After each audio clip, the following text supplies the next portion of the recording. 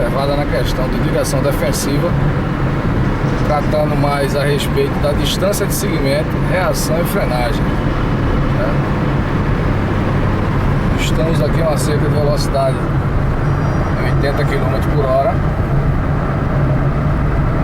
Vamos seguindo aquele veículo que vai mais à frente lá. Nos aproximamos no local onde tem o sensor eletrônico de velocidade, 50 km por hora. Veja a distância que nós estamos seguindo dele. Distância boa e segura. A redução de velocidade para passarmos no sistema eletrônico.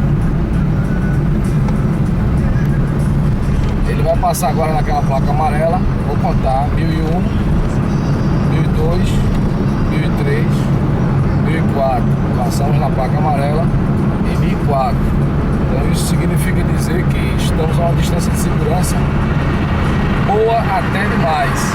No caso seria 1001 e 1002, que é uma distância de reação e frenagem. Observem que tem desavisados na rodovia que fazem a ultrapassagem pelo lado direito, né, como esse acabou de proceder aqui próximo a nós e seguiu aqui à nossa frente. A gente vê novamente aí, vamos marcar um ponto fixo de novo, que a gente possa fazer novamente aquela distância de segmento com esse veículo que está seguindo aqui à nossa frente. No caso, aquele veículo da cor prata aqui à frente agora.